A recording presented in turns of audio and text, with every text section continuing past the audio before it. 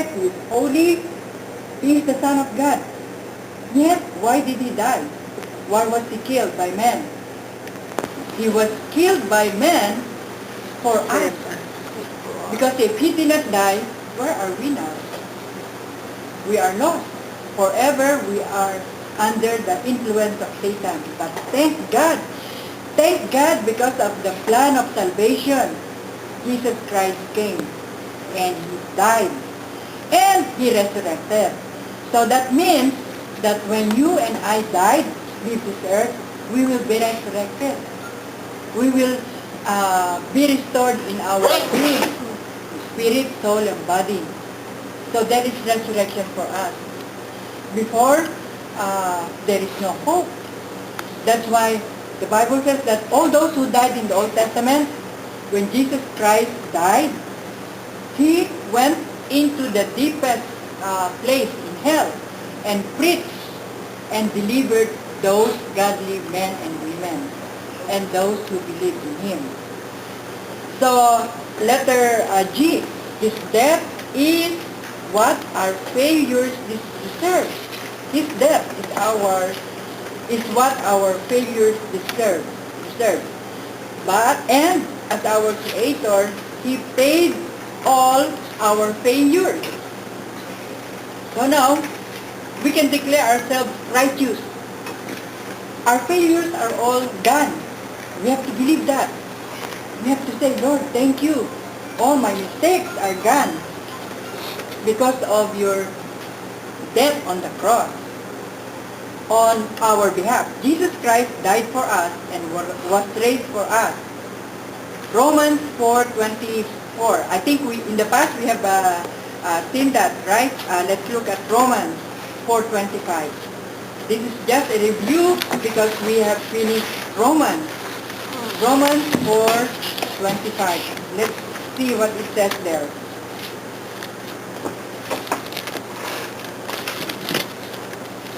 New Testament.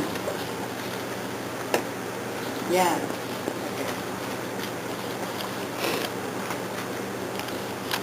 Romans 4:25. While you're looking at that, I will read it, huh? Romans 4:25. My translation says, who was delivered for our offenses, and was raised again for our justification. Who? Jesus. Before that, it says on verse 24, but for us also, to whom it shall be imputed, if we believe on him that raised up Jesus, our Lord, from the dead, who was delivered for our offenses. Romans 4:25. Sacrifice because of you. So we are justified, we are righteous in the sight of God. Every morning, you can say, Lord, thank you. Ito 6 pa, 5-6. Okay, 5 to 6. What does it say? Sister? For when we were yet without his strength, in due time Christ died for the ungodly. Right. Verse Ayan. 5-6. 5-6.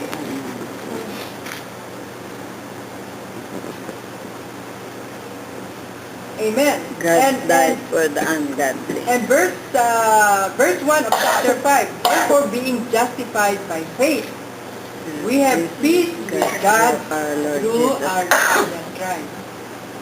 So the peace that we have is because of Jesus. We are justified 5-6, right? And there are more. Isaiah. So our old self, yung old me, the old Lucy, is gone. I am now a new Lucy, a new person. You are a new Sally, a new Digna, a new Sister Tess, a new Sister Delia. The Delia that fights before is not there anymore. Because you're new. Hallelujah. Praise the Lord. But you know what happens? Sometimes the old It's coming back. is pushing. But you know what? That is just Satan's deceive. Yeah, Satan's strategy. The old bear will you know, We are already want to angels. fight, you know. No, we will be But no angels. more, no more. Yeah. New We are Vilma. saints. Wala na yung kaaway niya. You are now new. Angels. Naka-heaven. We The are old angels. Vilma is gone. So there is no condemnation, there is no guilt, because you are new. I don't know, only we have wings. Yeah. Very new. Yeah, because you have a witness. Yeah. Ito maganda yung Isaiah 32:17. Okay, Isaiah 32:7. Ah. What does it And say? the work Sister of Delia? righteousness shall be peace, and the effect of righteousness, quietness, and assurance forever. Amen. Assurance forever. We have assurance. You know, Forever na yung assurance natin. Kaya lang i-claim lang natin, hindi natin magawa. Ano? declare it. Believe it. Declare all the Receive it time. and declare it. You have to say it in your Totoo mouth. yun kasi meron akong patotoo nung halos magdamag yun eh. Sakit eh. Because Kaya we nga, still live takot in pa this nga ako kumain physical eh. being, Na ganun din ako. Satan will attack this body.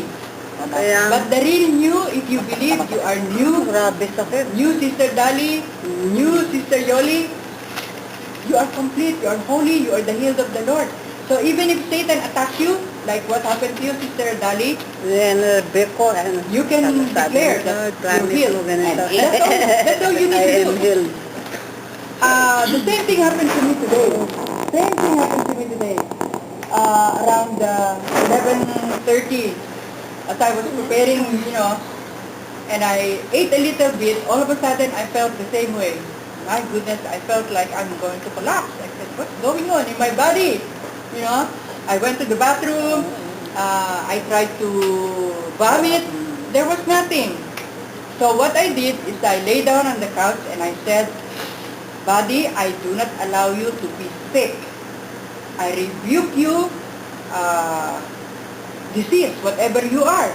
I don't know what you are, but I want you to go in the name of Jesus. And I just declare, I said, Lord, I am the healed. Because of your stripes, I am healed. And then I slept. I woke up at, that's why I called your husband around 4:30. Wow, I felt good. I thought we will not have a Bible study. I will call Sister Dali, but, because of that same feeling. But I said, God, thank you. So, did I do anything? No. I just said, Lord, because of your word, I believe your word is truth. I am the healed of the Lord. I rebuke this disease, whatever you are. Come out of my body in Jesus' name. And then I slept. And then it's gone. Did I do anything? No. I just declared. Lucy, new Sally, new Vilma, new Emma. So we are a new person. The old self is gone. Romans 6, 3 and 4. We missed to read that, right? But are you still in Romans? 3 and 4. Let's see what it says there. 6, 3 and 4. This is another scripture that we need to meditate on. Read it, Sister Vilma. 3 and 4. Yeah, 3 and 4. Or do you not know that as many of us as were baptized into Christ, Jesus was baptized into his death? Amen. Therefore we were buried with him through baptism into death, that just as Christ was raised from the dead by the glory of the Father, even so we also should walk in newness of life. Amen. So this is the meaning of born again. You are baptized into Jesus Christ by the Holy Ghost. This is your first baptism, our first baptism. We are baptized into Jesus Christ by the Holy Spirit. We are baptized into His death. And then 4 says, we are buried with Him when He died. We are buried by baptism into death. That life as Christ was raised up from the dead by the glory of the Father, the Holy Spirit who raised up Jesus from the dead. Even so, we should walk in the newness of life. So we are also resurrected. We are also raised in the newness. So now we are walking in the Spirit. We are not walking in the flesh anymore, in the old self. Walking in the Spirit is when you have been born again and you Fruit of the Spirit. Amen. Praise God. So, in one sacrifice, Jesus atoned for the sin of the whole world. So, Jesus died only once. He will not die again. And that is in 1 John 2:2. Let's go to 1 John 2:2. So, beloved, we are not speaking our own opinion, but we are talking about the Word of God. 1 John 2:2. What does it say? Yeah, 1 John 2:2. Sin of the whole world. He is the atoning Sister, sacrifice for Delia? our sin. He is the atoning sacrifice for our sin, and not only for ours, but also for the sins of the world. Whole world. Sin of the whole world. Oo. It includes Kasalanan everybody. ng everybody. Mundo. Yeah, Hindi, lahat tayo kasi nasa mundo eh. yeah, the whole. Sa buong mundo. Yeah. Lahat naman tayo makasalanan eh. Yes, we are born. Yeah, burn. Alam mo sis, yung linagay ko sa Facebook na sabi ko, We are born sinners. email sa akin yon na nagre-request yung, hindi ko alam, basta panoorin ninyo, email sa akin yon nagre-request.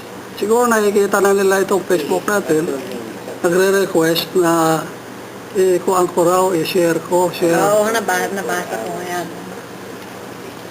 In-email din sa iyo? Parang nakita ko tama. Oh, basta email yung galing sa email. Yahoo, sa Yahoo. So, Yeah. nakikita na kayo siguro. Praise God. Praise Sino God. ba ito mga chicks na ito? Mga tips na ito, hindi na Ha? Linggo-linggo may Hindi, pero Israel, galing Israel. Galing Israel.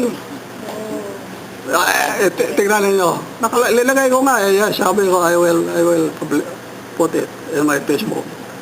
Okay, we'll finish. Ayaw kayo maniwala. Si Lord na bahala na. Ba't kayo maniniwala kami? Makikita naman ninyo ang Facebook ko eh, di ba? Oo.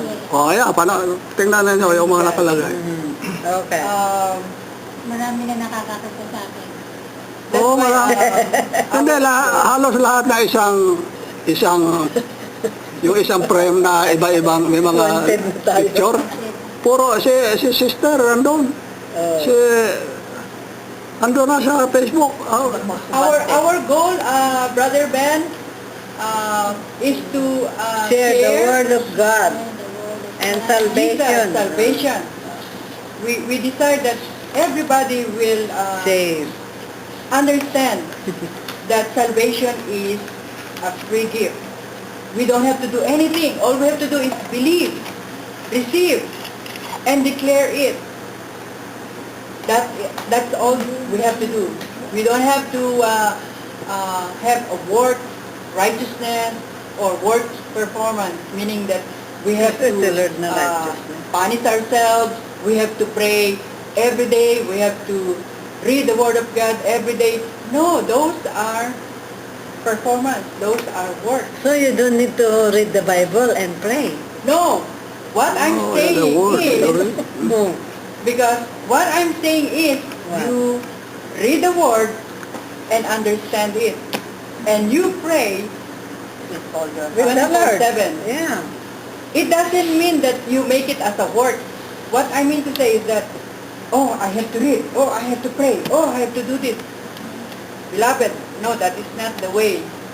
You are connected to God 24/7. You read the Word of God because you desire to have fellowship with God. It is not an obligation. It is not You need to talk to the Lord if you're reading the Bible. forcing yourself. You are voluntarily doing it because you want to communicate to To your God. Heavenly Father. That's all.